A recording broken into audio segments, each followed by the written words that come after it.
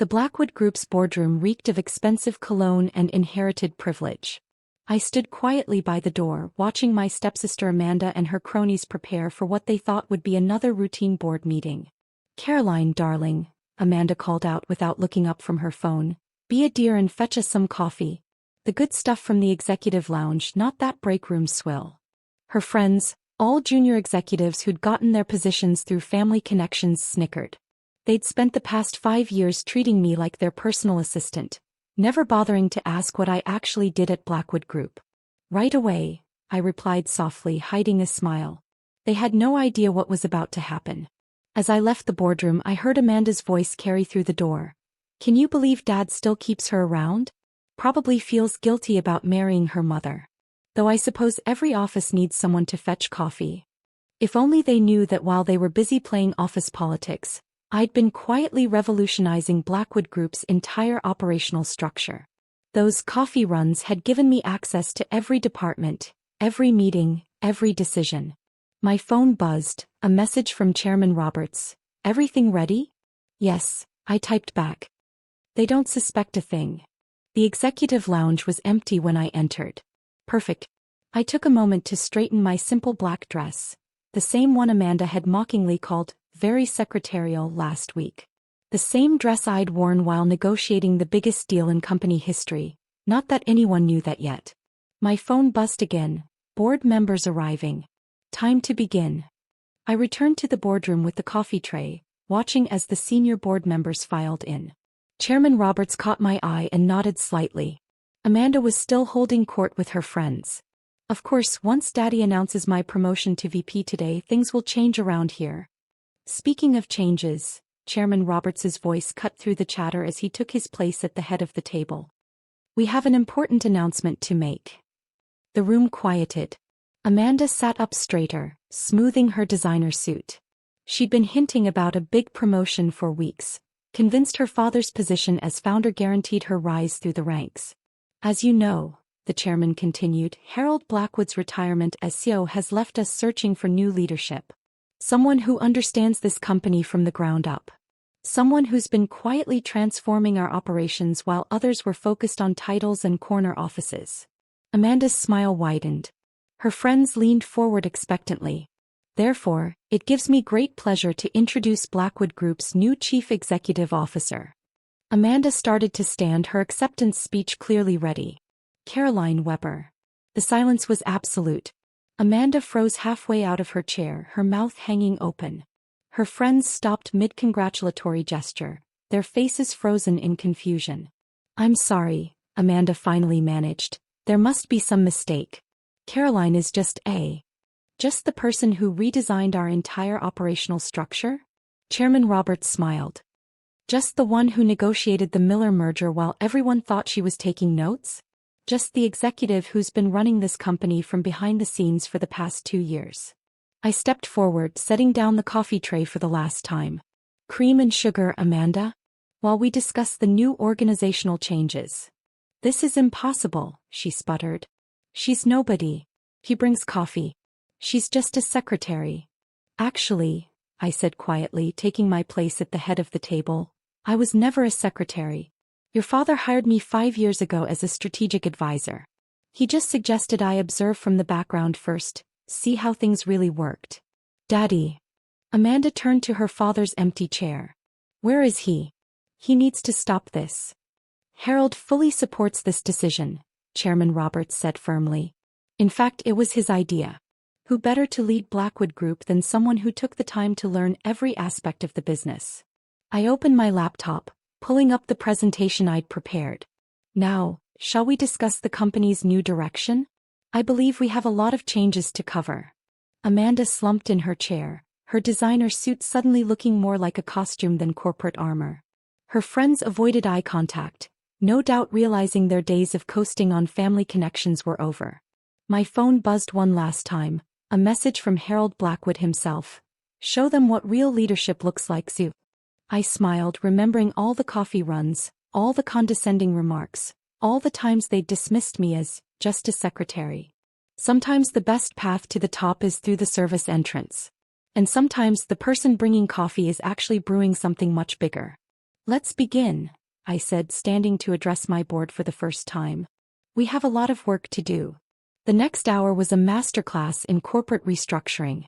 I outlined my vision for Blackwood Group's future while Amanda and her friends watched their privileged world crumble.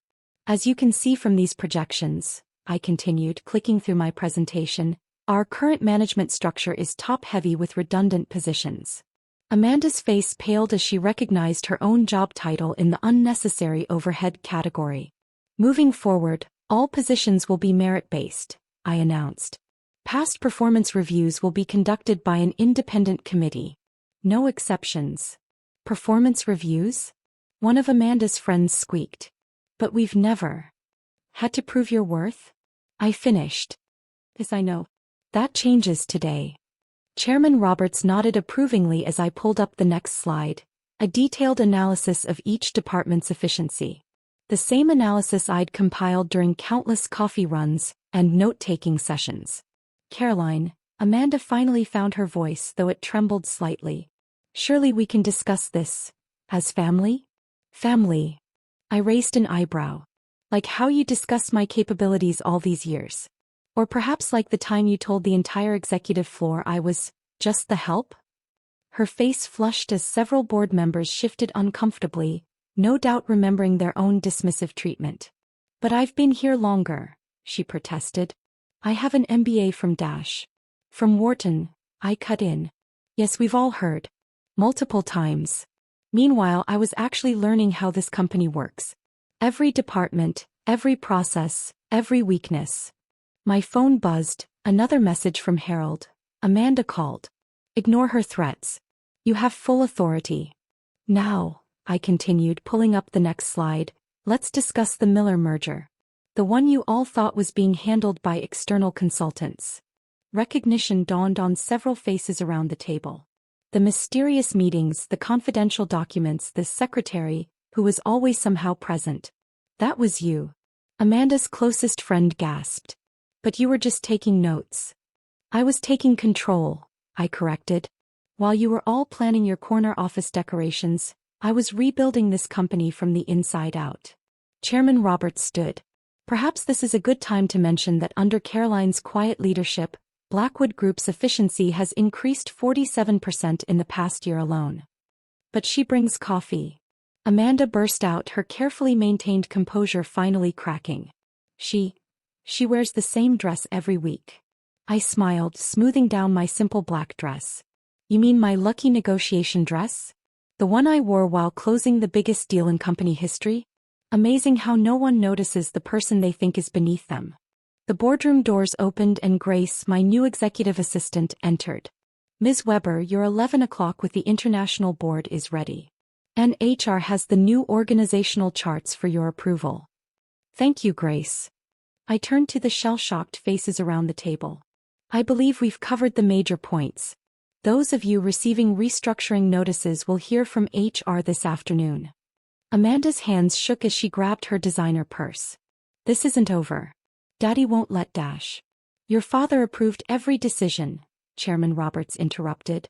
In fact, he specifically mentioned your tendency to treat support staff as personal servants when he recommended Caroline for CO. The room emptied quickly after that, leaving just Amanda and me. She stared at me like she'd never seen me before. In a way she hadn't. How long, she whispered. How long have you been planning this? Planning? I laughed softly. I didn't plan anything. I just worked, really worked while you all played at being executives. The coffee runs gave me access to every meeting. Taking notes? Documentation of every mistake and inefficiency. Being invisible meant no one watched what I was really doing. And now, I sat down in the CEO's chair, my chair. Now you get to experience what actual work feels like. That is, I checked the HR list on my desk. If you still have a position after the restructuring. Her face crumpled. Please, we're family. Funny, I replied, remembering all the time she'd emphasized our lack of real family connection. I thought I was just the help. As she left, her designer heels clicking desperately on the marble floors, I turned to the window overlooking the city.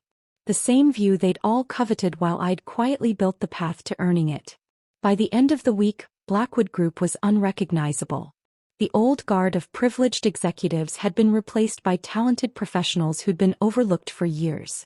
Amanda and her friends had been reassigned to entry-level positions, those who'd chosen to stay anyway. I sat in my office, formerly Harold's sanctum of mahogany and tradition, now transformed into a modern command center of glass and steel. The same office where I'd been told countless times to leave the coffee by the door. Ms. Weber. Grace appeared with a stack of reports. The quarterly numbers are in. We're up 62% since the restructuring announcement. Thank you, Grace. I smiled, remembering how I'd spotted her talent when she was buried in the mailroom. And how's our former VP of social media appearances adjusting to actual social media management? Amanda called in sick again, Grace replied with a slight smirk. Apparently, creating real content strategies is harder than posting luxury lunch photos. My phone buzzed, a message from Harold. Dinner tonight?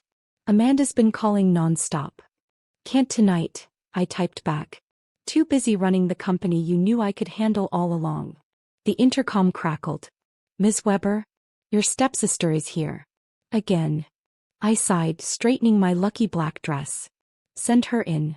Amanda entered, her designer outfit notably less pristine than usual. A week of actual work had taken its toll. Caroline, she started, then corrected herself. Ms. Weber. I've been thinking about my new position. The one where you actually have to work? I asked pleasantly. How's that going? It's impossible, she burst out. The deadlines, the expectations, the accountability. Also known as a real job, I noted. Quite different from your previous role of looking executive, isn't it? She sank into a chair, the same chair where I'd stood taking notes for years. How did you do it? All that time watching us treat you like I was beneath you? I finished. That was your mistake, Amanda. You were so busy looking down on me you never noticed I was actually climbing higher. My phone buzzed again, the international board requesting an emergency meeting. I'd handle it myself just like I'd handled everything else while they thought I was just taking minutes. The thing about being underestimated, I continued, is that it gives you freedom to observe, to learn, to plan. Every coffee run was a chance to visit different departments. Every note-taking session was documentation of inefficiencies. Every time you treated me like a servant, I was actually serving my own agenda. But why didn't you just tell everyone who you really were? I laughed. And lose the advantage of invisibility? The ability to see how people really behave when they think no one important is watching? Your coffee orders taught me more about corporate culture than any MBA program could. Standing, I moved to the window, my window now. You know what the real difference between us is, Amanda? You wanted to look successful. I wanted to be successful. And while you were all posturing in designer suits, I was building something real. And now? She asked quietly. Now. I turned back to her. Now you have two choices. Learn to actually work for a living or find another company where your last name means something. Though I should warn you, I smiled, I've already sent memos to all our industry partners about our new merit-based culture. Grace appeared at the door. Ms. Weber? The board is waiting. Thank you, Grace. I gathered my materials, pausing at the door. Oh, and Amanda? The coffee machine in the break room needs refilling. Since you're here anyway. Her face flushed as she recognized her own words from countless past meetings.